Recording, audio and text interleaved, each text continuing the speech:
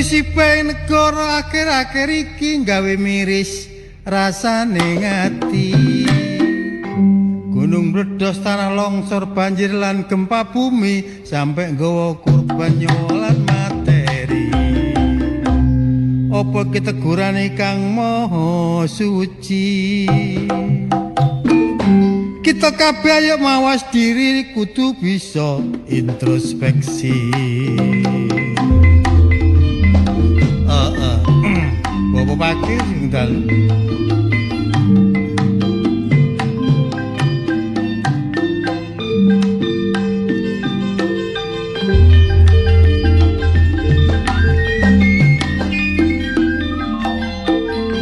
Iki wis wayahe dulur mangsa rendengan esuk awan sore mesti ono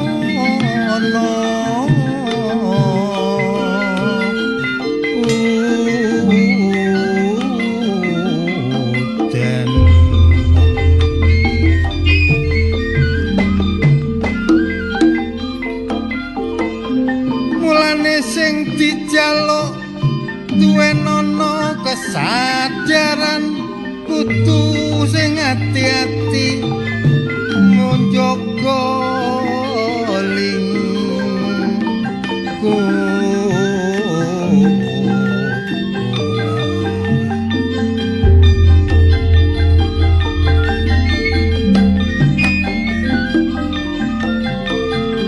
bencana alam dulur sing kedaden ana gunung meledos uga banjir bandang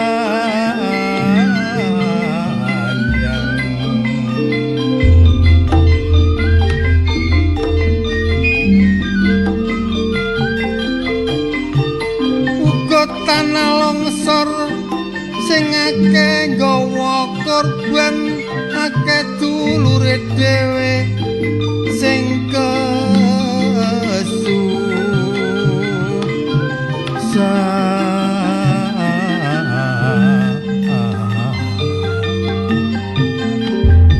pancen susah dulur nek wayah banjir akeh bondo donya sing padha kintir raja kaya sapi kepulan wedhus padha kocar kacir iwak sing ana tambak kabeh melu nyingkir.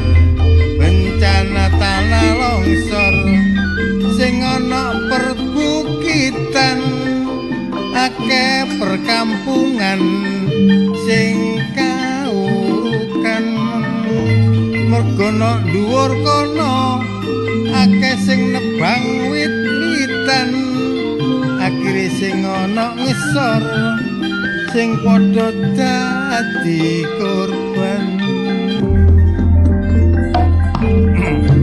Ayo jare nyaku senan oper persnel jos. Aku duwe pacar jenenge Ling-ling, gadis Mandarin sing bermata juling. Dasar areke ayu potongane ceking bareng dadi bojoku tak jak golek beling. Beling nih beling botol wis oleh akeh belinge tak adol. Ling-ling ayu pancen bahenol tapi sayang nih turu ngompol nang kasur nek ditakoni jarene nglendur. Ling-ling ayu tapi rada ngawur tengah wengi mbah-mbah kasur isine kapuk diumbal ling-ling kasure remuk pancen sore ling-ling rada ngantuk nek dituturi isone mantuk-mantuk. Mendung peteng pulo meturo cekap swanten hitungan pulo ditinggal awe-awe lotrok RRI kancane.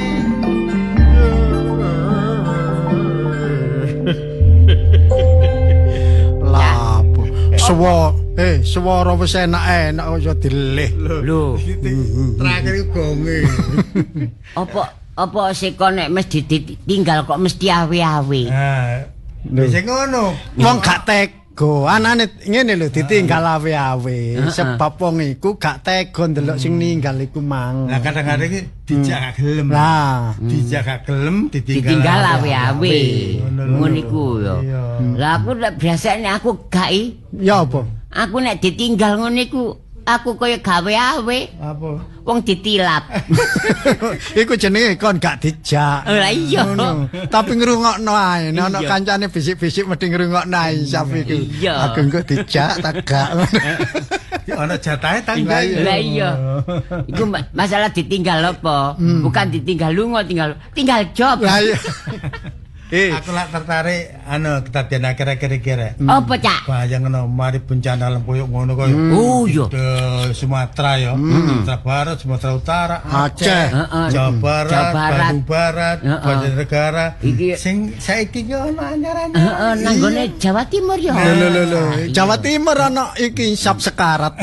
Ora apa? Kak, Gunung Bledos itu nggone Semeru ono. Heeh. Iki Merapi. Lumajang. Merapi ya Waduh iki lho ya Merapi Jawa Tengah, Cak Pendi. Terus Jakarta iku gunungan sampah Yo, longsor. yo nang gone Trenggalek iku yo ono Lho, longsor. kon gak ero kok jero omahku iku ya ana gunung loro, tak jaga ae aja sampe mbledos. Oh, temenan iku. Ada bledos longsor. Oh, temen. Boni boni sing besar. Oh. Iku nek kadek loro iku mbledos. Iku efeke mek sampean tok. Liyane gak. Gak apa-apa ya. Kan efeknya. Gak ngono ya Jek ngelokno ae. Oh, iya apa? Kandhane nek apa kekuatane wong wedok mbek wong lanang kuwi tetep kuat wong lanang. Kan aku ngono. Lho, gak terima. Kok iso, Cak? Iya, ya kuat wong wedok. Wong wedok nggawa gunung loro gak sambatan ya. Ayo, terusna ya. Terusna ya. Terusna gimana? Terusna. Iku nek nang panggung gak apa-apa, Cak. Gak Pedakno, terus. ya. Sing terusno kuwi sapa? Iya. Wong ya Ya jalane kegemar. Gak ngono ya, kembali kepada alam ya. Betul, Cak. Alam itu kan yang beri kita hidup, alam yang beri kita rezeki, alam yang berikan kita tanam subur. Betul, yang menghidupi kita juga. Itu kan wajib kita jaga yang sebaik-baiknya. Jaga ya ojo cuma iku tok Cak Pendi, kaya dene jaman-jaman saiki, jaman sing wis apa beredar nang nggone masyarakat iki, saiki banyak penipuan, sampean ya kudu waspada, ojo sampean iku gampang ditipu barek sing ana nggone medsos-medsos iku kaya ngene iku. Sekarang itu makin canggih ya. Lah, Apalagi bahasanya di sing pertama mau kan masalah AI. Iya, betul, modus-modus sing kaya ngene iku Cak saiki macem-macem dalane. Ya wis apa sing penting dhek iku iso ngenekno karo apa sing dikarepno iku. Makanya kudu pinter menelaah. Lah, Iku baik-baik. modus siji konangan, ya yo kreatif. iya gawe golek maneh. Iya. Sisi lain, AI itu mencerdaskan. Jadi teknologi cerdas buatan ya. Iya. Tapi sisi lain kadang mau bingung.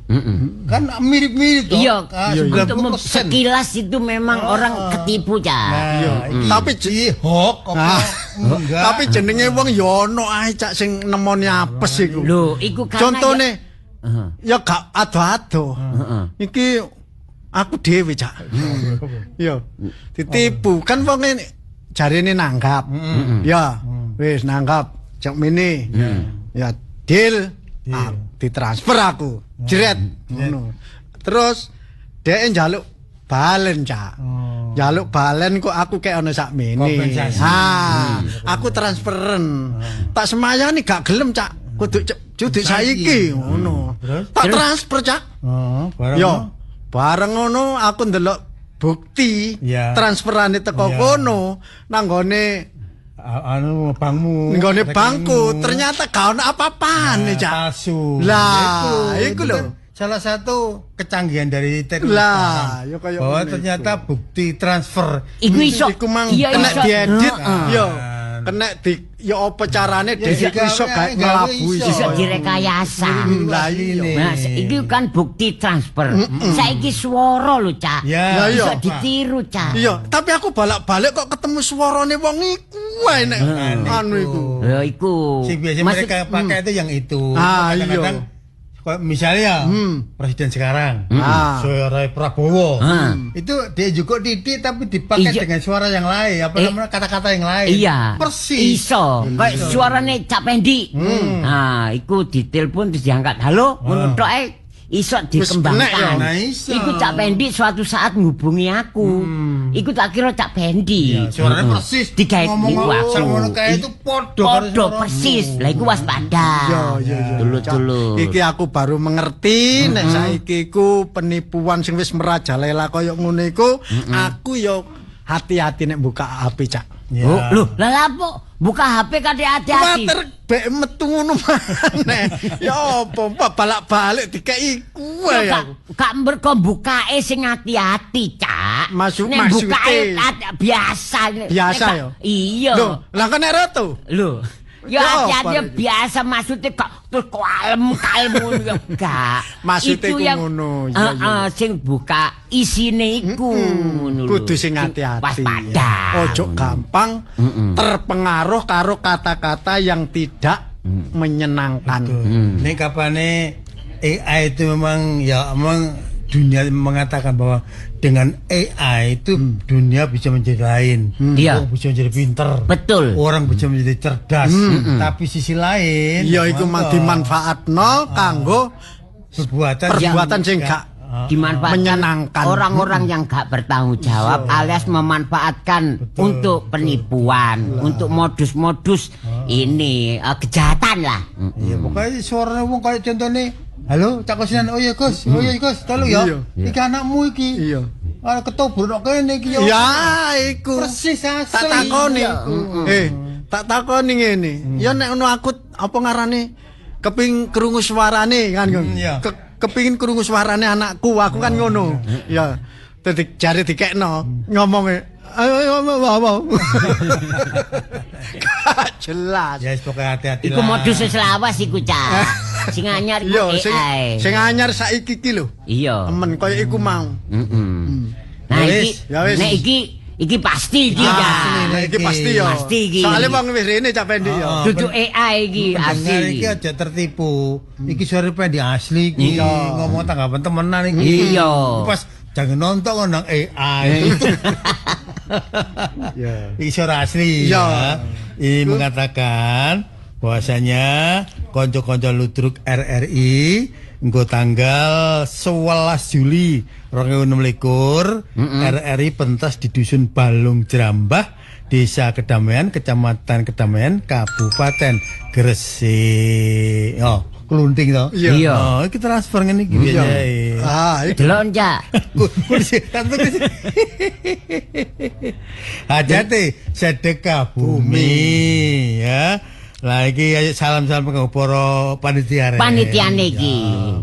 Ketua panitiae Ibu Kepala Dusun Ibu Siti Nur Aminah, Sekretaris Ibu Sofia Darmayanti, Bendarai Bapak Nuryadi, Seksi Keseniane Bapak Sudiono BPD, Bapak Taufik lan Bapak Supranowo LKD. Terus seksi perlengkapane iki ditangani Bapak Suwono BPD, Pak Riyamin, Bapak Irfan. Terus seksi keamanane Linmas Dusun Balung Jerambah dibantu Pak Muso, Pak Dio, Pak Sugiono lan Pak Sriono. Terus supaya gak ketipu AI, nek kepengin nang Ludruk RRI teko ae nang nggone kantor RRI Surabaya. Langsung Cak ya. Ya, Jalan Pemuda 8290 Surabaya. Ketemu ke ketuane ya, Ibu Purbandari SSM.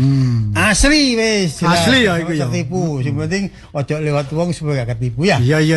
Ya, di samping itu ojo lali semboyane. Ya. Sekali di udara tetap di udara. NKRI harga mati. Perumpat RRI Suara Budaya Surabaya.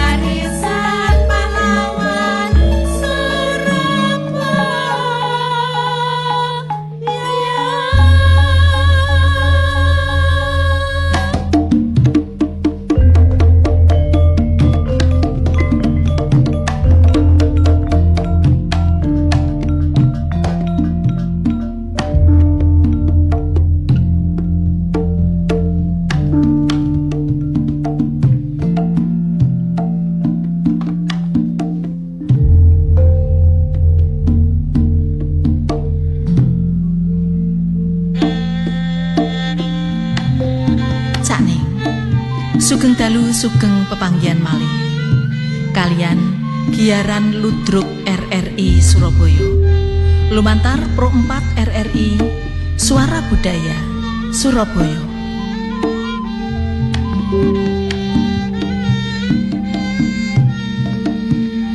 Produser Arif Pribadi. Ketua Ning Purbandari. Ide cerita lan sutradara Cak Hengki Kusuma.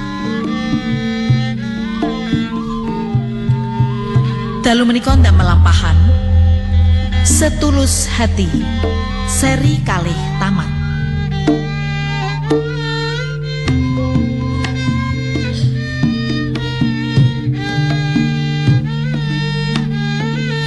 Kanca-kanca ingkang nampi dapukan, Pak Rustam dipun lampahaken Cak Hengki Kusuma.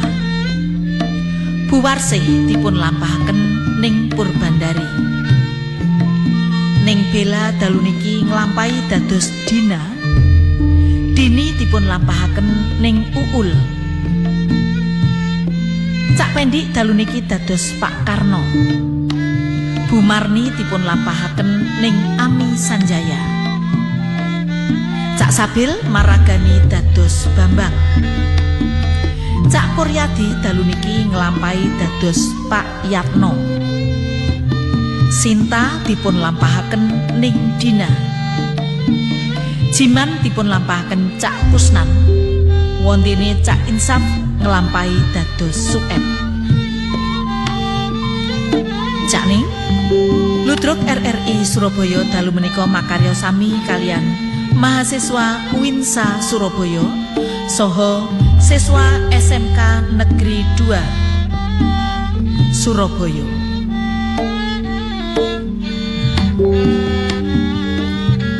Giaran ludruk dalu menika kairing swantening gongso Kyai Macan Putih lumantar ruang kesenian Mahameru Pro 4 RRI Surabaya. Pengarah acara Ning Ami Sanjaya. Operator audio dening Cak Isnan. Operator video dening Cak Liga. Wusono kita saking studio ngaturaken sugeng dalu, sugeng midhangetaken. Nuwun.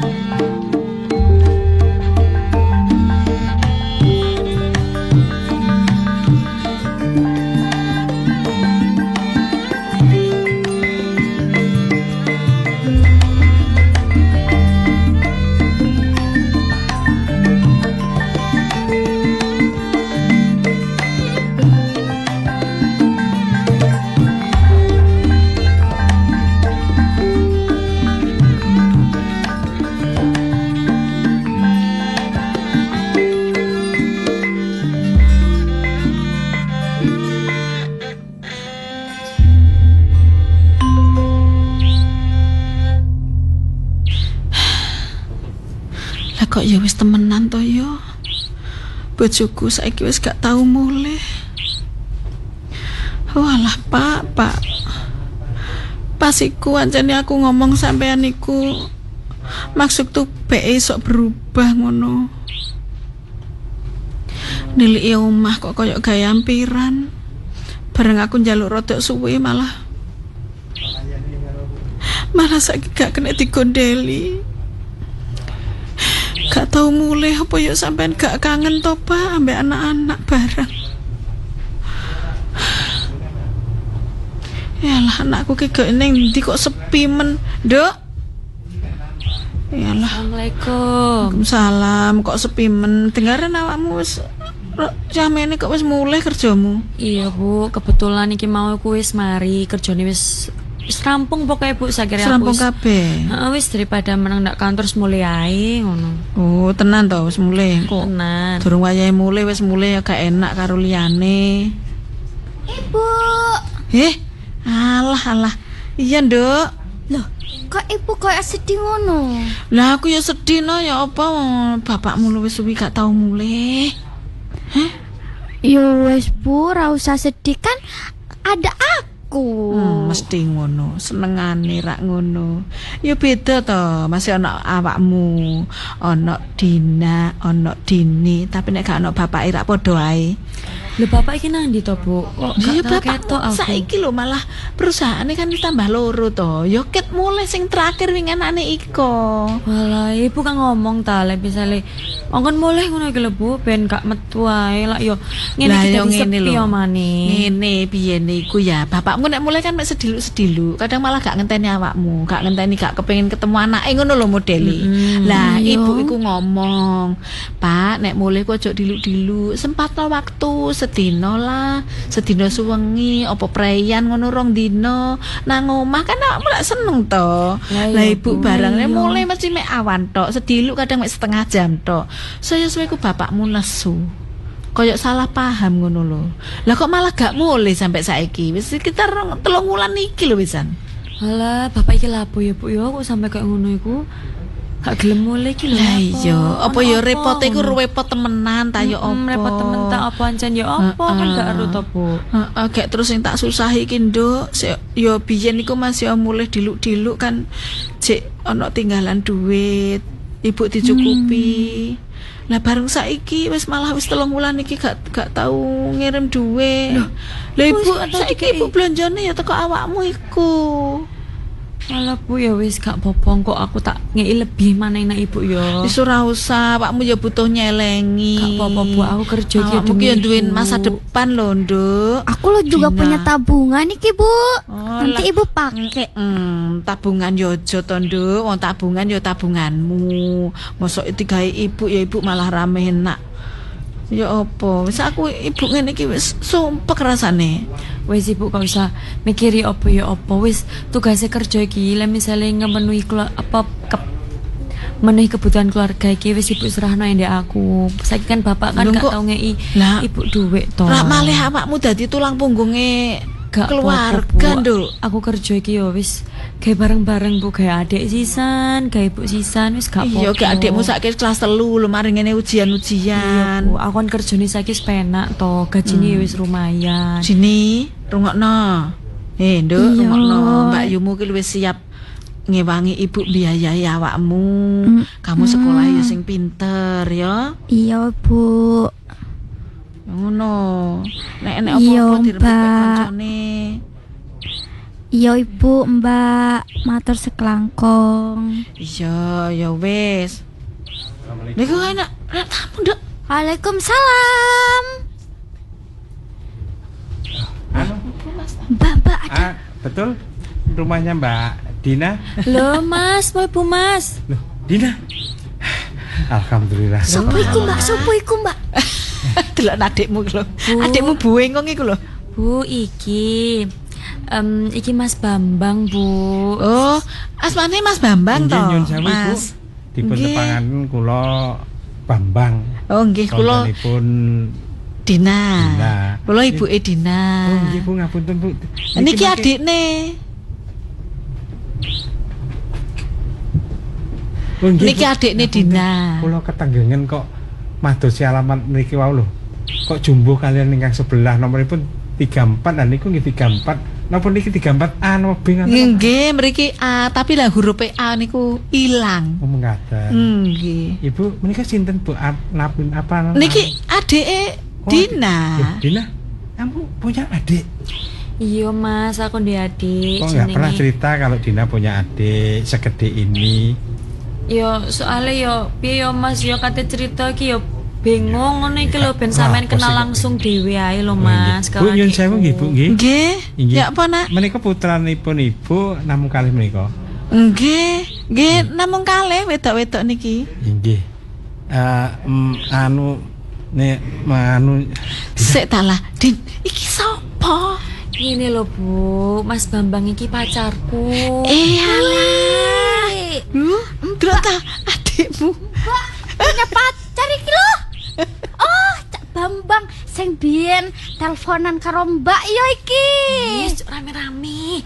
Nggih ngeten iki lho, Nggih, nggih, anu ngapunten, Mas nggih. Bambang. Anu nggih.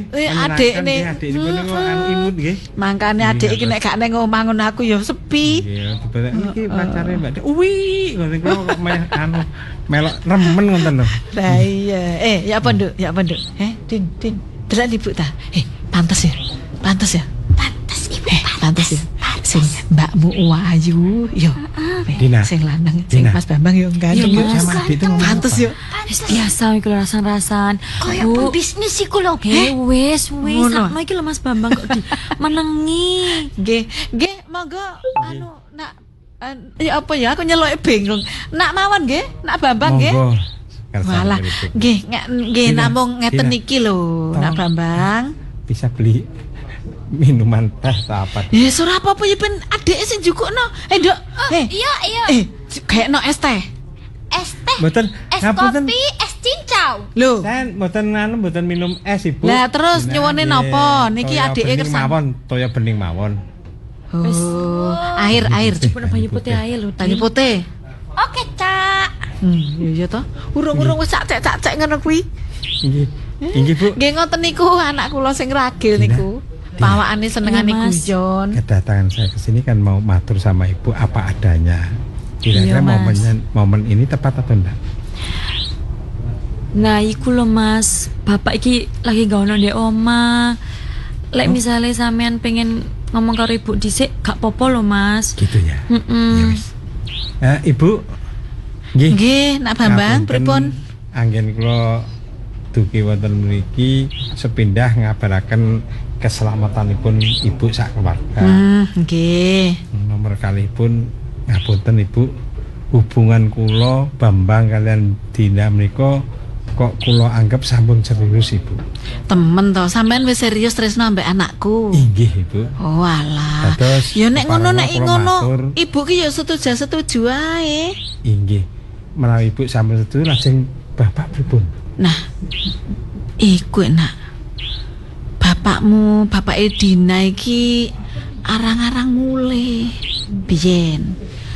Bareng wis 3 wulan iki malah gak tau mulih ngono lho, Nak. Lajeng menika maksud kula wonten mriki niku serius Bu. Saestu serius Bu. Serius sih Napa maksudnya cekap? nanggone Nggih, kula- tahap selanjutnya ngono ta? Inggih kula cekak aosipun badhe nglamar Dina. Waduh. Sik ya apa ya nak ya aku nek ibu nek nyaur iki. Lah nek engko misale lamaran tapi bapake gak ono. Bapake maksudnya bapak iki gak tau mulai sampai saiki. napa malih mboten Aku ya aku bingung arep goleki nang Nggih mangke endi. kan saged dipun wakilaken Pak D utawi Pak Lik ngaten to. Bu? Oh, diwakilno Yang jelas niat dulur-dulure saya ini ibu baik. ngono gak apa-apa Inggih, ya. inggih. Ya wis nek pancene perlune niatmu yo apik nak, gawe apik karo anakku yo. Ibu matur nuwun. Nek tak delok Dina iki kok yo kapanane cerita jare duwe kenalan tapi aku yo Inggih, gak ngerti inggih. nek seserius iki Inggih, ngono lho. mira menika Dadi Dina ya niki Dina, ugi. awakmu wis mantep lho yo. Iki arep dilamar lho awakmu nduk.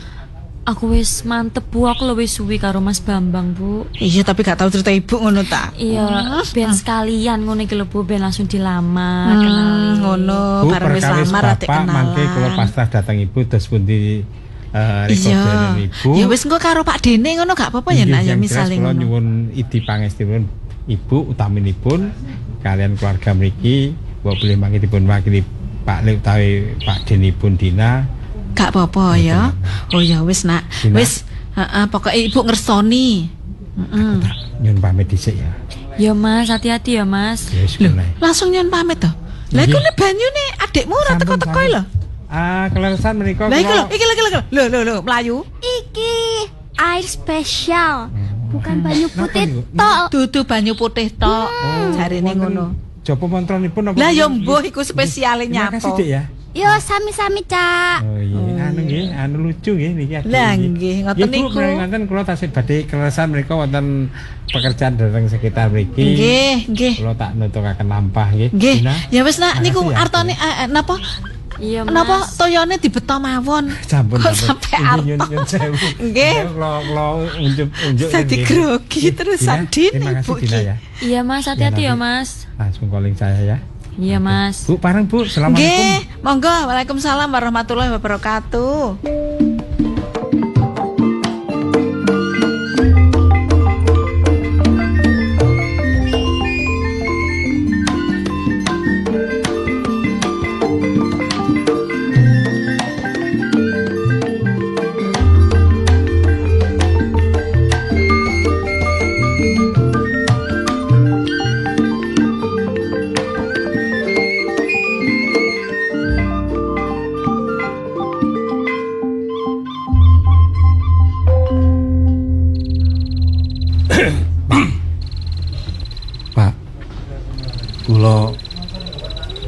Lha apa?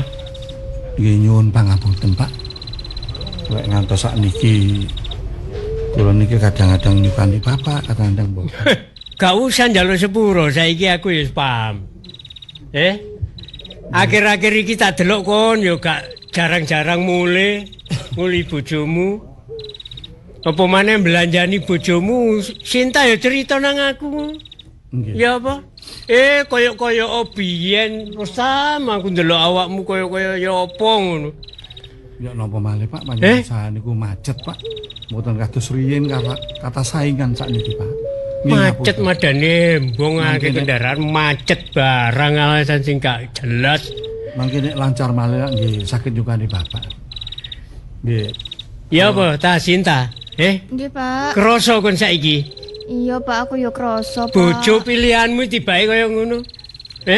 Iya, Pak, yo piye yo, Pak, yo gak ngerti lho, Pak. Awal-awale apik, awal-awale bagus, ternyata saiki wis ketahuan belange. Delok ta? Delok mamane. Iya. Kula tasik janji Pak badhe renovasi nggih. Ah janji apa renovasi gak usah direnovasi. Talang bocor benakno gak genah kok. Gak iso kok. Anu, gak iso ganti maneh kok renovasi ngono maneh. Dik ya pancen keadaanku kayak ngene kira-kira sampean cek gelem nampa aku apa gak?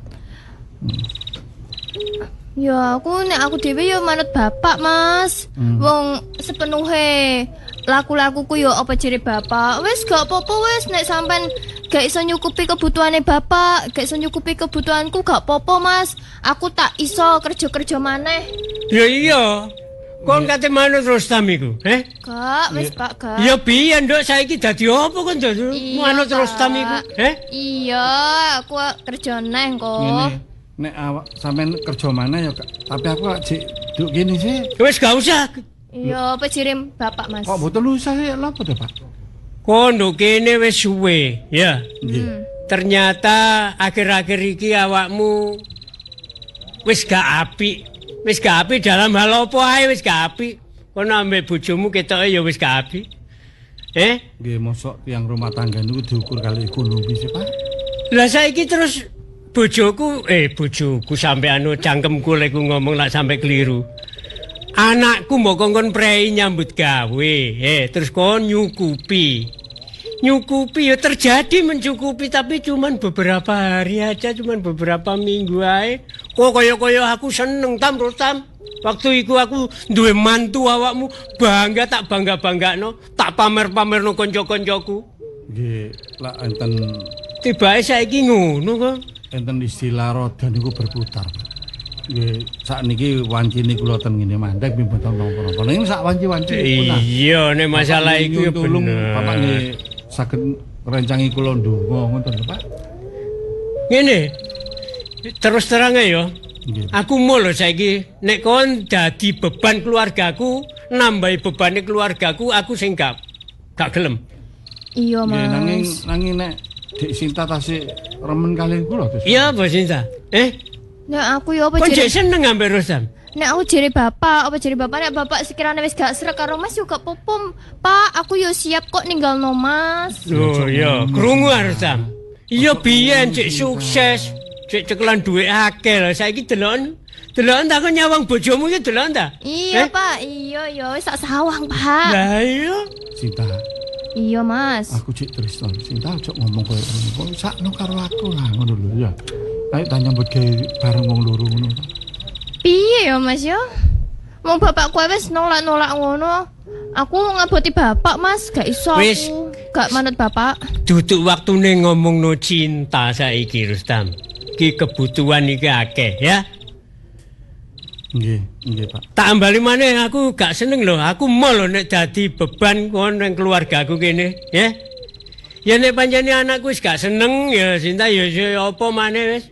Biyen asale wong liya tak pedhotno dadi wong liya gak masalah kok.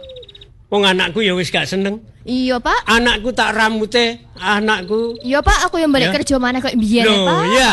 Krungu dhewe kon. Iya. Pak. Kula tak nyuwun wektu, Pak, menawi. Alah, Pak, jaman saiki lho, Pak. Kabeh ku butuh duit. 3 bulan. Biaya suwi men, Pak. Tolong Yang Pak. penting kula mboten saged pisah kali Dik Sinta ngoten lho, Pak. Gak, Pak. Njaluk wektu 3 bulan. Nggih. Gak kurang suwe ya, Suwi Pak 3 iku. wulan suwe lho. Iya. Tam Rustam 3 wulan terus kon dadi bebane keluargaku lho Aku balik kene iki. kerja maneh wis balik modal Pak. Aku kerja maneh ra Lho, apa-apa, Pak. ya. Ya nek biyen kon mencukupi keluargaku, kon nyukupi anakku, nyukupi aku barang kebutuhanku mbok cukupi. Lah saiki ya wis selesai wis. Iya. Nek sampean kepengin nyambut gawe maneh, aku apa jenenge njaluk tulung karo sampean ojo balik nyambut gawe sing koyo biyen Dik. Yo terserah aku lah. Ya penggawean liyane kan yo ono Dik. Tam Rustam iku urusane anakku le. Lah apa kon nglarang anakku masih nyambut gawe nduk kono? Nyatane mulai awal biyen kon ketemu ambek anakku ya nduk kafe kono. Nggih. Nanging kula mboten tega, Pak. Mboten tega saestu nyambut gawe lintunipun lak nggih enten nggih, Pak. Ya wis iku engko apa jare Sinta. Yo Sing engko ya aku penting bakal iki- golek-golek info loker nek liyane, tapi kan nek pomo gak ono info loker terdekat yo aku panggah balik ning kono maneh. Mung soalnya yo dalam waktu dekat yo panggah butuh duit, bapak yo Yo butuh iya lho. duit. Urip, aku yo butuh gawe Lah dolan-dolan. kecuali nek awakmu iki sampai saiki iso mencukupi anakku, gak masalah, Tam. Lah Nggih. kon wis enggak iki wis. Nggih anu, Pak. Wis pindah malih kula nyuwun pangapunten, Pak. Bapak mbok ngesakaken kali kula. Wadah. 3 wulan mau lho, Pak, 3 wulan. Wis Kula gak tak usah. cukup. Kesuwen Saestu iku, kula tak Pak, janji. kesuwen iku. Kula janji. Lho, Sinta dhewe ngomong kesuwen lho, 3 wulan. Wes, Pak, wes. Lah terus awakmu 3 wulan urip gandol lho kene iki lho, Mbok. Dadi bebane keluargaku iki lho. Wong kula Aku juga boten, sanggup. ngeten pun. Kula tak manggen mriki nanging kula tak pados kebutuhan kula lek angsal kula wangsul nggih kula nyukani bapak kalian Dik Sinta. Gak wis mawon. ngene Tam Rustam. Iki anakku dhewe ya wis ngomong ya ngarep mau. Saiki wis kon yes ya mau lho. Biyen asale wong liya balik dadi wong liya. Yo, Pak. Kon tak urusno nggo surat cerene tak urusi ya. Iya, Sing Pak. penting awakmu gak manggon nduk omah kene. Wis, bah kon nang ndi urusan Sinta. Kon kondang nyengkre Rustam Yo, iku. Pak. Mas. Sinta. Kok sampai ono kejadian koyo ngene ya apa sih? Yo gak Sampean ngerti, lu- sampean iku ya apa? Sampean lu gak Sampean lo janji arep ngrenovasi omah. Lha iki saiki ndi buktine ndi janjine sampean? Ora sampe tandangi ngono. Janji aku tetep ilang. Alah omong tok iku. Wis salah. Gak wis, Mas. Sak waya-waya aku oleh Mas, rezeki. bapak iku wis gak seneng karo sampean. Dadi aku yo melu gak seneng wesan. Soalnya aku apa jadi bapak? Wis tak kon kondang nyengkre aku. Iya, Pak. Ngene lho Sinta, mbok sing sadar. Wong sampean ya wis dewasa. Mosok Gak sampean wes kudu- aku wis sadar iki makanya kudu aku manut gak wong nerima tuwae. aku. Mosok sampean gak sakno pengorbananku wis akeh lho nang sampean niku. Dik Sinta. Alah pengorbanan apa gung sepiro iku Mas? Akeh janji-janjine sampe sing gung sampe turuti ndek nggonku. Iya. Gung sampe buktekno janji-janji tok. Anggap ae aku duwe utang. Aku bakal nyaur kok Nek. Janjiku Dik Sinta. Ya. Gak Mas, Tolong, gak ya. iso Mas. Wes gak Mas. Wes pokok mari ngene ngelakokno cerai. Pokok mari ngene aku arep ngurus kabeh keperluan opo-opo. Terus aku gak oleh manggon kene. Gak leh. Sampeyan ndang metu maneh ning ndi? Balik maneh ning asale sampeyan kondi kono. Iki sing mau wadahi tas ngene iki pakaianku iki. Iya, sak siapno iku pakaiane sampean kabeh iku wis. Wis Mas, wis. Nah sampean ndang metu-metu kono Wah, golek-golek Dek. panguripan maneh kono. Kok tega ngono sih karo aku. Halah, halah. Ya aku tega lah. Wong sampean di janji buktine ra akeh ning nggonku. Ya iku bekakas yang nggawa lho, aja sampe ono sing kari ta. Iya, Pak, wis tak siapno kabeh iku gawan-gawane Mas, wis Mas. Nggawa. Ndak iku digowo iku kok keri kabeh kok balik maneh. Nanging nek aku iso balik kaya winginane aku tompon maneh ya. Gak, aku gak bakal nampa maneh. Gak nampa. Gak. Ya wis sik. Gak apa-apa lek ngono. Yo. Lek ngono tresno karo aku mergo Mau aku pokoknya mau Terus apa? soro mbek sampean aku. Aku pengen golek urip sing luwih ayem, urip sing luwih bahagia. Urip karo sampean dijanjeni tok tapi gak dibukti-buktikno kok. Wis Mas ki lho, Tak kira- klambi-klambine wis tak tak kira- cepakno. tak kira awakmu biyen kepingin rumah tangga karo aku tulus. Gak. Suka duka yuk di sangga wong loro nyatani saiki kok ngene. Ya wis. Ya Mas, wis ndang lunga ya, hati-hati. Aku tak lunga. Sampai bertemu di pengadilan. Wis, ndang nyengkre kono.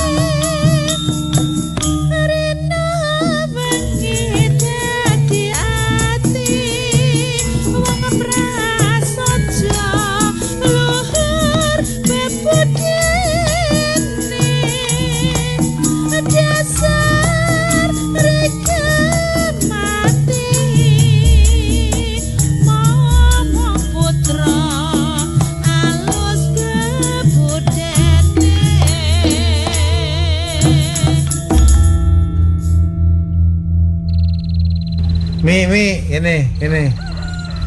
Apa sih, Bi? Nek ndelok usahane iki semakin cerah. Semakin prospek ke depan itu lebih bagus semenjak dicekel Bambang. Telepon wong pelanggan telepon kabeh puas. Seneng. Dene ku main HP. Gak kaya awak dhewe lak jadul awak ya. iki tradisional biyen niku. Ngomong kok padha gak ngomong. Assalamualaikum. Salam. Ini kok melok seneng delok Umi kali Abah ceria ngeten. Pancen kabeh niku sing penting niku kontrol. Kontrol. Iya. Termasuk kontrol kualitas dan kontrol juga mengadminkan, membukukan dengan baik. Apa iki masih wong tradisional kan ya wong maju to, Bang. Ngerti zaman iki kok ngono, zaman Umi ngono, zaman Bambang ngene iki Nggih. Tapi wonten satu kelemahan yang menika mboten Abah sadari karena Umi mangertosi. Apa? Sebuah investasi, contohipun kandang nggih. Contohipun niki dagangan sampeyan katahe napa malih Abah nggadah kandang ingkang diopeni kali wong liya. Tiap hari itu dipun catat wonten pembukuan ki Mbah, istilahnya penyusutan. Nah ini kan dereng wonten namung Abah kan namung jagane naluri kok rusak ya didandani nek wonten. Padahal niku secara administrasi, secara pembukuan wonten istilahipun penyusutan. Jatuh seminggu menika kandang nilainya semakin menyusut. Nah mangke niki susutane dilebokaken wonten administrasi ki Mbah. Wonten. Mangke dong-dong begitu kandangipun pun aus pun mboten layak pakai, danane saged didalaken dados mboten ngganggu dana sing lintu. Ya gampangane apa gunane anak lanang iki lho. Tapi ana siji sing tak arep-arep. Nah, bendinten ngarep-arep bendinten kula nggih wasul ngoten lho, Mik. Umi iki sering ngomong aku iki ngene lho. Ya ndonga-ndonga kapan nang putu. Lah kanten niku nggih sampean takon-takon mantu ki Mbak niku mantu jenengan ki Mbak niku. Nduk, Nduk. Lah, Bapak apa iki seneng? Apa iki seneng ndelok rumah tanggamu? Ya alhamdulillah nggih Bang, Mi. Yo ngene lho. Lek awakmu biyen kan jare kerja kantoran, yo wis ojo dipikir masih gak kerja. Nduk kene wis ya padha ae ngewangi bojomu nyambut gawe wis gak apa-apa ya.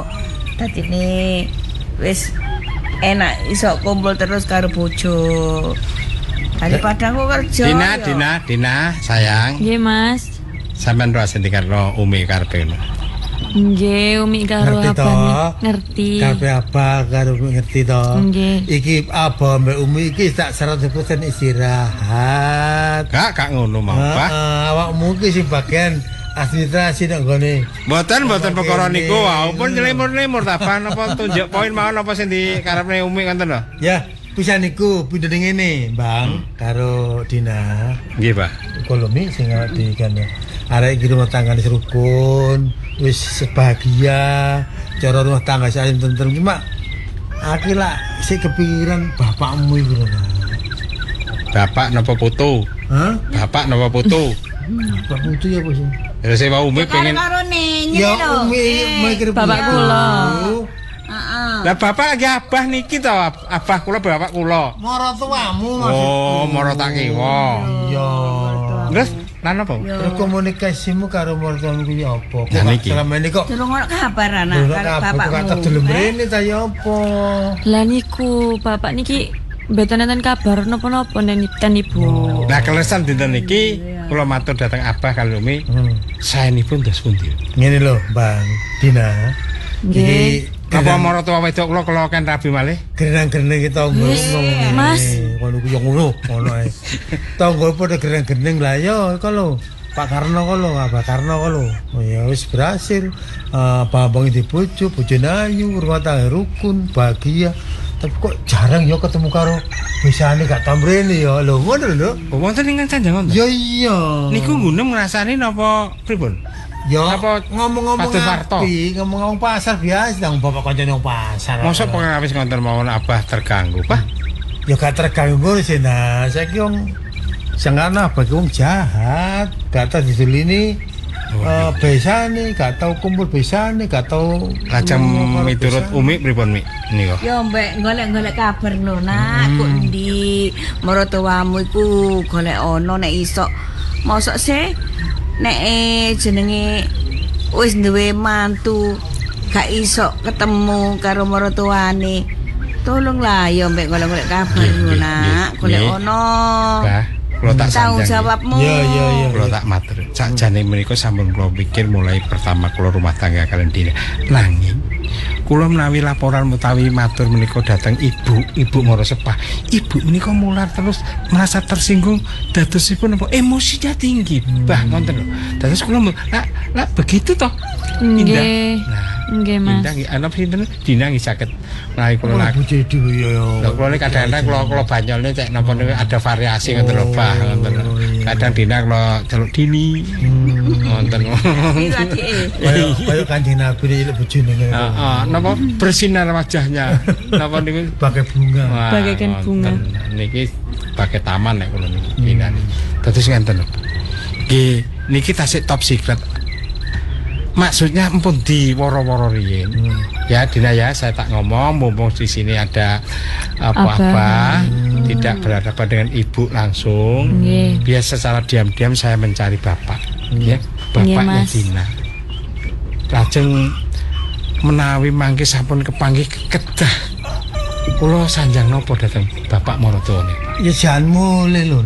Mosok mangsul to mriki lak nggih saru. Yo, gak gampang kok. Ibune Dina ngomong ngono, pamulih mrono, pamulih mrene. Sing penting iku papan dununge martuwamu iku ono ndi. Oh, kados lagu nggih. Rumah tangga barokah nek kaya ommu kan ya. Nggih. Rumah tangga bagus kaya ngene, bagane kaya ngene. Bapakne kakeran. Berarti kados lagune Bang Roman. Kalau sudah mati ngoten niku nggih. Lagu ndi? Tunjukkan padaku ngoten niku nggih. Ya wis. Lah ngoten Dina. Ya, Kamu Mas. gak keberatan kan? Mboten Mas, sak serahno ndek sampean. Abah, matur suwun dening napa Abah kalian Umi sampun sabar menika mbimbing bojo kula Dina. Ya supaya rumah tangga lebih lengkap ngono nah. Tapi nggih pun kesusu niku pun kula sakaken mendhin tapi nggih dereng kasil-kasil nggih. Nyun pangdongane mawon. Mugi-mugi enggal wonten. Mas iku mantu, gak tak anggap mantu. Wis tak anggap koyo anakku dhewe. Lah dhewe kula mboten saged rabi kali Dina. Kok dianggap anak dhewe lek aku gak sida rabi. Maksudku aku iki ngopeni ku gak. Oh nggih. Maksudnya ngene lho. Ngono lho. Dina kan mantu. Mantu kan mangan tuku. Lek moro kan moro tak kiwo, moro tak bapak nggih koyo lodok. Pun ngenten mawon nggih. Niaten nika kula tak masang telik sandi. Sinten mawon mangke kula padosi informasi supados Bapak Rustam niku. Bapak Rustam. Monggo den sugih kaya ngoten nggih. Oh, biyen niku wong paling berpengaruh. Nggih, pun ngeten. Dan nyun Mak Medina dipun awasi nggih mbek Ojo kuwatir, jamu. Mangke kagungan kagungan putu langsung 5 lah mata mesen. Iso. Nggih. Dina. Saya pamit dulu ya. Nggih, hati-hati nggih, Mas. Hari libur 3 hari nanti saya akan mencari informasi tentang keberadaan bapak kita, Bapak Rustami. Ya sak dungakno ketemu ya, Mas. Ya, terima kasih. Ya sejo mulai ketemu karo bapakmu. Boleh ketemu. Pak ngono Pak, ojo mulai-mulai gak mulai ketemu. Bah. Bapak apa? Kontak ngambil motor jenengan. Ya biasanya nyandel iki lho, nyandel iki. Pun kulinakne dinyandal-nyandalaken sak nggen-nggen ngoten ta, Pak. Oh, apa wis tau nyingitno kontak niku niku. Wis ngene Mi, saiki ya. Bambang wis goleki martuane ya. Muga-muga nang ketemu, iso kumpul sehingga rumah tanggane awak iki sik dadi rumah tangga sing sakinah mawaddah warahmah. Amin.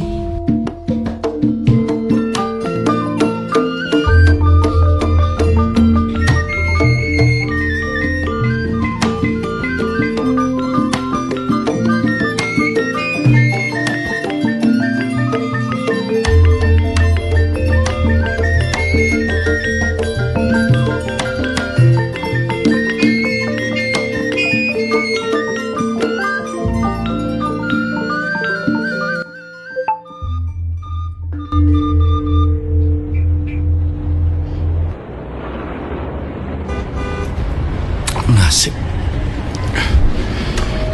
Ya iki lho sing tak rasakno. Aku teko nang kanca-kancaku sing biyen tau tak jek njambut gawe. Kaya-kaya kabeh padha nyukurno. Apa aku biyen kurang apik? Rumangsaku aku ya gelem nulung, tapi ya kok tega kok akeh sing mbujuki karo aku. Ngomong nek kerjasama, nanging aku ditelikung sampai aku dadi koyo ngene.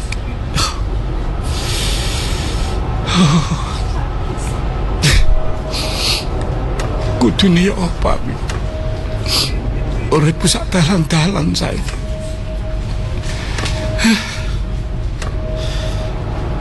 Aku kate mulai isin. Ya nek aku ditompo karo keluargaku. Nek enggak, ya wis. Aku tak pasrah. Pasrah muga-muga aku nemu dalan maneh. Ya tak lungguh nang kene. Nah ya bot-bote tresnaku mbarek bojoku sing jenenge Dina. Lah ngumunku biyen aku rabi ambek Dina iki kok ya gak berpikir sampai sejauh iki. Dina duwe wong tua wedok ya duwe wong tua lanang. Tapi kenyataane ketika aku rabi wong tuane lanang Dina gak iso nunggoni, gak iso weruh anake dadi manten. Dina tak pek bojo. Lah ya kok ya kebacut mencerek. Kaya-kaya aku dosa. Mergo rumangsaku aku saking senenge mbarek Dina, kaya-kaya aku ngalekne wong tuane Dina sing lanang. Saiki dadi tanggung jawabku. Aku ya apa-apa kudu iso nemokne keberadaane wong tuane Dina. Pak Rustam iku nanti. Tapi aneh, umpama biyen aku tau roh wajahe, tau dikenalno minimal fotone, nak ya iso ngira-ngira misale ketemu wong ning dalan tak ketemu sapa, oh paling ndak visi Pak Rustam koyo lah iki babar blas e. Ribut tak takoni jare ya ora nyimpen fotone mergo saking janggete atine. Saking mangkele foto-foto album kabeh diobong. Tapi sing cik tak banggakno koyo Dina. Ternyata ya ndak goyah, tetep iso nrimo keadaan iki, gelem ngoreksi mbok menawa iki pancene takdire Dina, dadi lakone urip rumah tanggane Dina, ibu lan adike. Mula saka iku aku tetep tanggung jawab. Ya. Sampai teko endi aku golek sing jenenge Pak Rustam. Tapi lek ndelok riwayat uripe jarine pemborong, jarine pengusaha, kaya-kaya ndak bisa bangkrut secara ekonomi, tapi ya mbuh nasibe wong gak ana sing roh. Ya muga-muga ae wong tuane Dina lanang Pak Rustam nemu seger waras, senantiasa sehat jiwa ragane. Nah, tapi yo apa maneh? Ki mau umpamane tak lapor nang polisi, iki kok ya malah kedawa-dawa dadi ula. Ya wis ta lah. Sengaja aku gak nggawa mobil, mbok menawa ning gang-gang cilik, ning pelosok-pelosok sing durung tau tak lewati, iso nemu bejo, iso ketemu mbah rek wong tuane Dina. Tapi yo Gusti, mugi-mugi menika wonten hikmahipun. Ya wis tak terusno. Tak terusno dalane mobil tak titipno ning kono. Uripku saiki teko kek-kekane wong. Kadang aku lungguh ngene iki wong nibakno dhuwit 1000, nibakno dhuwit 500. Mongko aku gak duwe niatan ngemis. Kadang wong nggawa sego sak bungkus, nggawa banyu, kayak karo aku.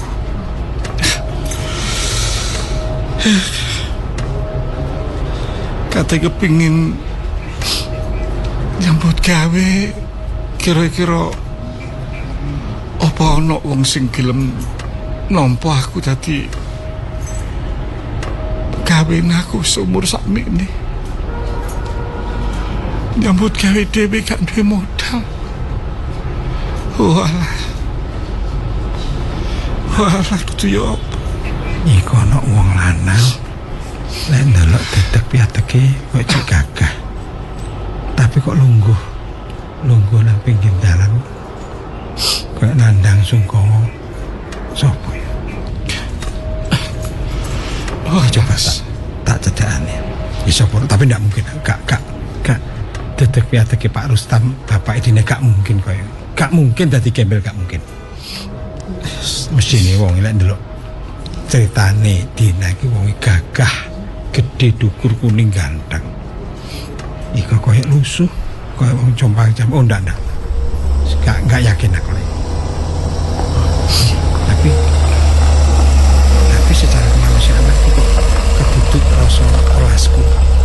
Coba tak jauh. Yun sewu. Loh. Nggih, Mas. Ngapunten, Bapak. Nggih. Napa Bapak? Nggih. Yun sewu sampun dahar, Pak. Mas, kula kulino lek enten nggih kula nedha, lek mboten enten nggih mboten napa-napa kula mboten nedha. Ajenge ten pundi, Nak? Menika kelestan kula nggih mlampah-mlampah ningali keadaan niki. Niki kelestan kula beto toya wening menika saking air kemasan, air mineral. Monggo dipun unjuk. Matur nuwun ya, matur nuwun. Monggo. Matur nuwun nggih. Nyun sewu, Bapak mendangu wonten mriki. Napa biasane wonten mriki napa pripun, Pak? Nggih, kula pindah-pindah, Mas. Pindah-pindah. Nggih, kadang nggih ten mriki, kadang nggih mlampah sakarepe sikil kula. Lajeng griyanipun Bapak niku wonten pundi? Alamipun kok sering wonten mriki tresipun. Oh, alah, Nak, kula niki ajenge cerita nggih percuma. Pancen nasib kula kaya ngeten niki mboten napa-napa. Kula terangan mau nutun gadah griya, Nak. Oh, mboten gadah griya. Nggih. Nyun sewu napa Bapak niku nglampahi lelaku napa pripun, Pak? Mboten, Nak, kula nek saged dewasane nggih kula nglampahi karma pik menawi. Karma? Pik menawi ngoten. Nggih, nyun sewu Pak, kok kok lagi tertarik kalimat jenengan karma. Lajeng Bapak nglampahi kok napa niat insun badhe nebus karma utawi nglampahi dados musafir, Pak? Kula mboten nglampahi dados musafir. Nanging sedaya niku kula ngondho tumindak kula ingkang rumiyin. Pun ngapunten Pak, menawi kula nyinggung perasaanipun Bapak dados sejatosipun mboten napa-napa. Napa malih Bapak wau sanjang menika karma. Kok kula mboten percados ngoten nggih mboten. Nami kok sampun memvonis diri sendiri menika dados karma nggih. Ceritane panjang, Nak. Menawi kula niki tiyang lanang sing nyangga keluputan gedhe, nyangga dosa kali. Nggih, tapi nika dipun unjuk den, Pak. Nggih. Napa Bapak kula tumbasaken anu nggih? Mboten. Sekul riyin mangke mboten matur nuwun. Ngapunten menawi Bapak badhe cerita, badhe ngudharasa napa Bapak percados kalih kula? Sampeyan iki sinten, Pak? Alah, kula nggih pemuda ingkang pados pendamelan, pados menika suasana wonten daerah mriki niku monggo Pak, menawi Bapak dengan bercerita dengan ngudharasa saged ngurangi beban pikiran lan beban batinipun Bapak, monggo. Saestu, Nak, nggih. Sampeyan mboten aparat napa-napa. Oh, sanes Pak. Sanes kula sanes sinten, sanes mboten, Pak. Monggo. Nak, nggih. Kula pun pinten-pinten taun ninggalaken bojo kula. Ninggalaken anak-anakku. Tasik wonten garwanipun. Nggih, tasik nggadah putra. Nggih, anak kula kalih. Nanging kula niki tiyang lanang sing mboten tanggung jawab. Nggih ruwen Pak nyun sewu kula mboten ateges ngingataken tawi ngeling-eling kang mboten Bapak napa nemeni. Terus pripun Pak? Pripun? Nggih.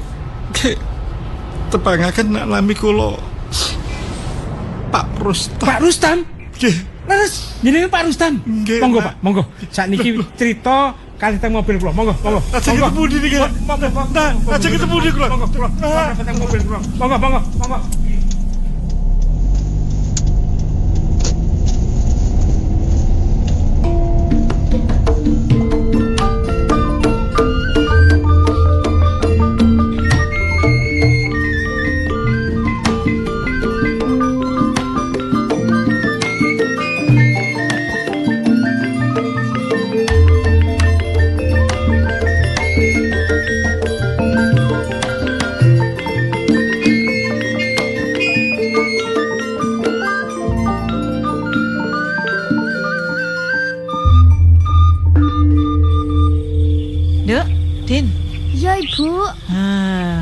Ojo dolen ae awakmu iku. Iya, gara PR to Bu iku lho, kan mau lulus. Iya, PR-e banyak ya.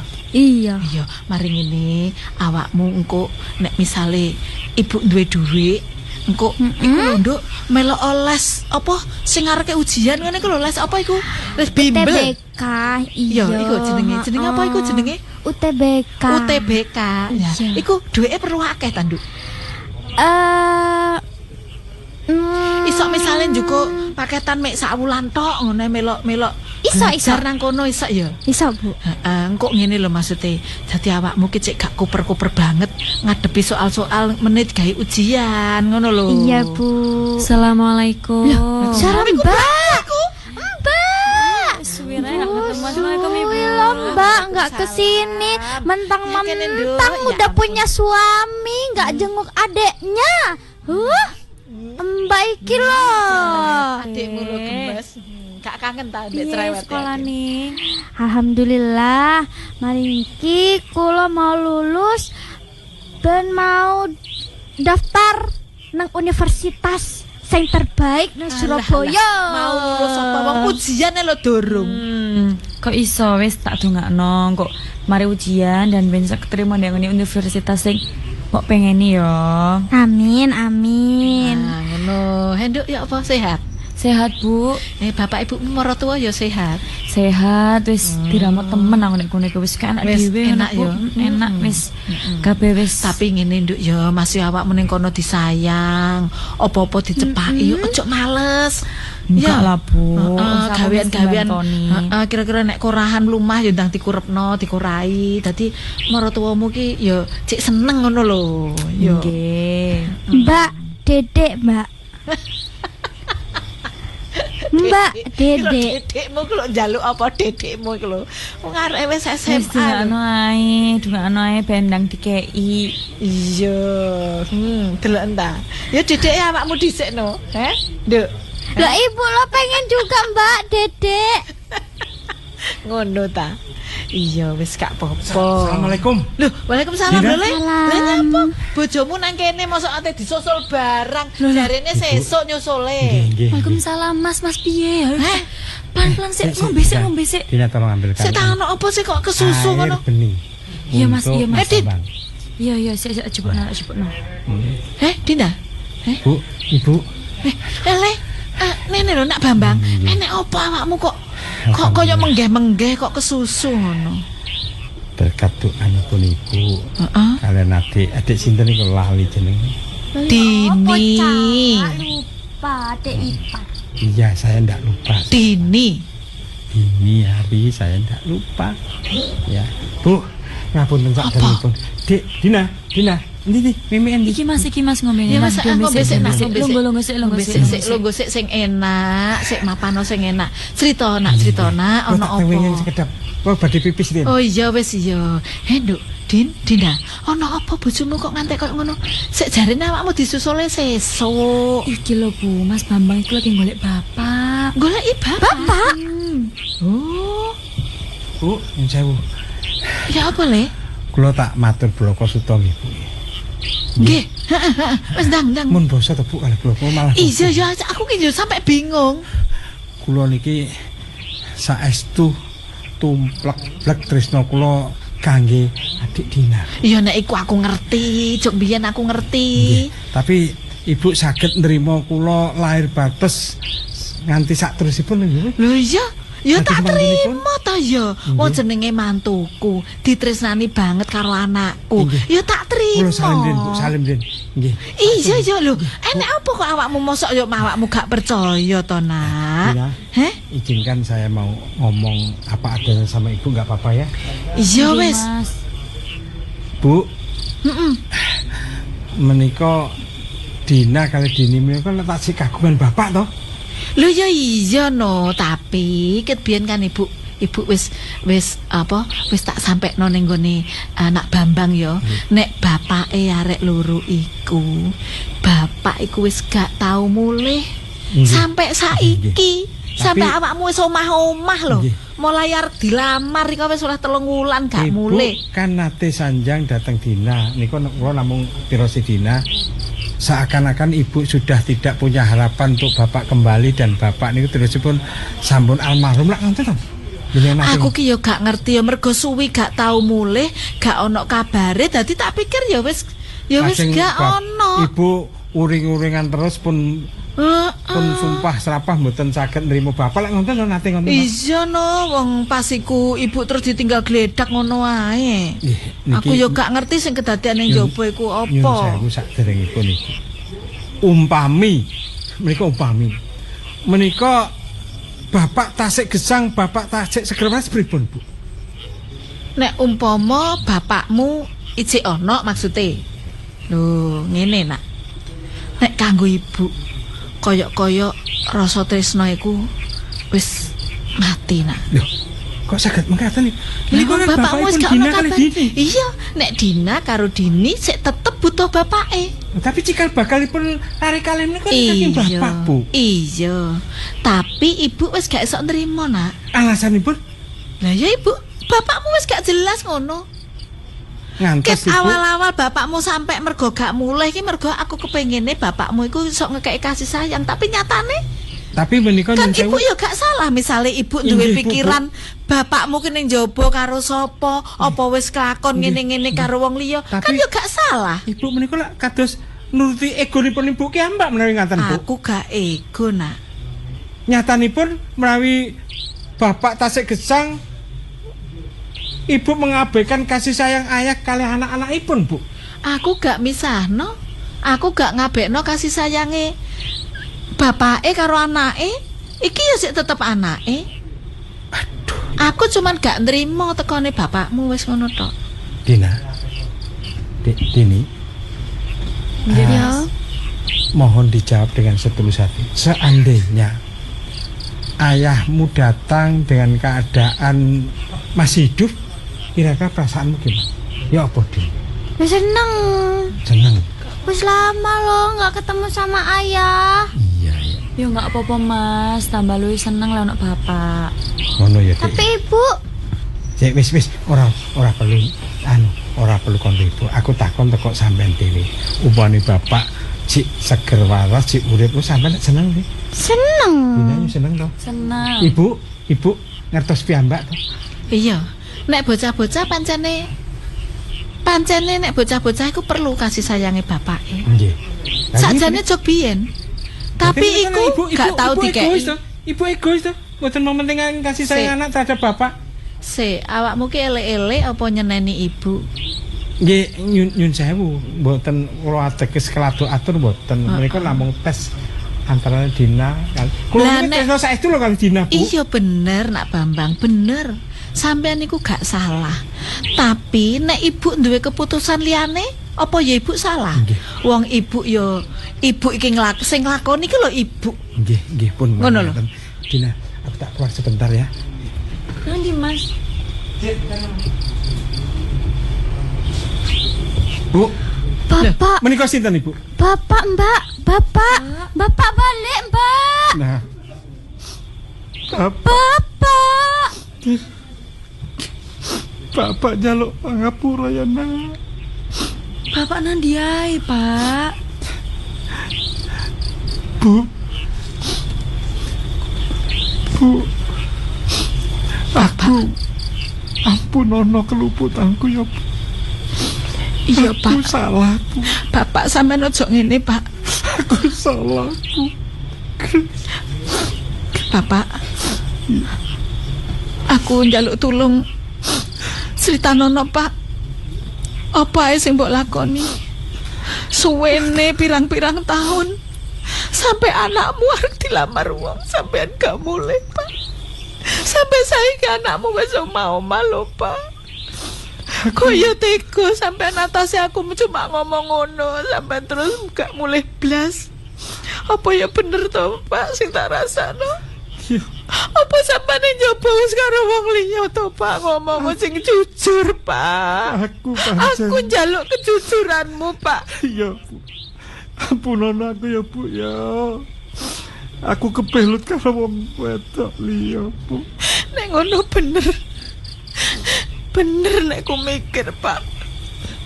Mergo tingkah laku sampeyan angger mulai sedilik-sedilik wis beda, gak kaya biyen nalika arek-arek sik cilik-cilik, Pak.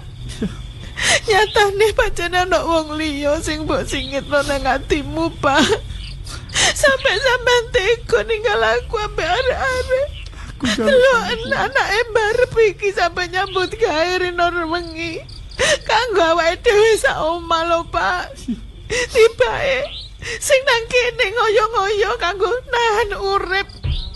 Sampeyan malah seneng-seneng ambek wong liya. Aku kepingin ya kaya dosaku keputanku. Kaya ngene iki lho, Le. Kaya ngene masa aku mbok nggon trimo atiku lara, Bambang. Mbok dipun sawang menika Dina kalian Dini, Bu. Anakku tetep anakku, Bambang. Mboten, Bu, mboten. Nek sampean Bapak sampun nyadari kelepatane, Bapak sakit introspeksi, Bapak janji sakit membenahi masa-masa yang nak mekaten. Iya, Pak Ruslan. Sampean sapa sejati? Kula mantu jenengan. Iki mantumu, Pak. Matur nuwun. Nyuwun duka nggih, Pak. Iki mantumu, Pak. Sampai gak ro apa-apa. Bu, aku tamponi, Bu, ya aku gak kepingin. Rungokno aku ngomong, Pak. Aku njaluk sepuro ya, Pak ya. Nek urusan sampeyan karo anak-anake dhewe. Bocah loro iki sik tetep butuh sampeyan, Pak. Iya. Ateges omah kene sik nrimo sampeyan dadi bapake anak-anak. Tapi, Pak, nek kanggo atiku, Pak. Atiku sik loro, Pak. Aku gak ngerti sampai kapan aku iso nyepuro sampeyan. Tapi nek kanggo saiki nek ngarepe moto, sampeyan moro-moro teko keadaan koyo ngene. Gek wis kelakon omah-omah mbek wong liya. Aku durung iso nrimo, Pak. Aku butuh wektu, Pak. Bu, wis. Tapi aku pengen Bapak ono nak kene, Bu. Ya wis gak apa-apa. Nek awakmu kepengin bapakmu nang kene, gak apa-apa. Tapi sepurane, Pak, aku durung nrimo sampeyan. Wis, aku nang mburi. Wis, aku tak nang mburi ae. Bu, sik ngono, Bu. Jangan, Bu, Ibu. Dina, Dini. Iya. Gak apa-apa. Aku tetep bapakmu. Matur nuwun nek sampeyan gelem nampa aku ya, Nak. Pak Rustam. Iya. Nggih. Iya. Iya, menika kula kan bojonipun Dina. Iya. Menapa pengakonipun Bapak menika saestu medal saking manah panjenengan. Lahir tumusing batin. Tulus. Ngaten? Lahir tumusing batin. Dini. Ini karena Bapak sudah ada pengakuan secara tulus. Saya harap nanti malam kamu berbicara dengan Ibu dari hati yang ke hati. Saya yakin Ibu masih bisa menerima. Kuncinya ada di kalian. Dina, sampeyan cik iso nrimo Bapak dengan tulus hati? Sik kok, Mas. Dini? Iya, Cak. Nek ngono, ayo. Saiki ndedonga Muga-muga lakon sing elek iki mandek teko kene awake saling memperbaiki untuk kehidupan masa depan.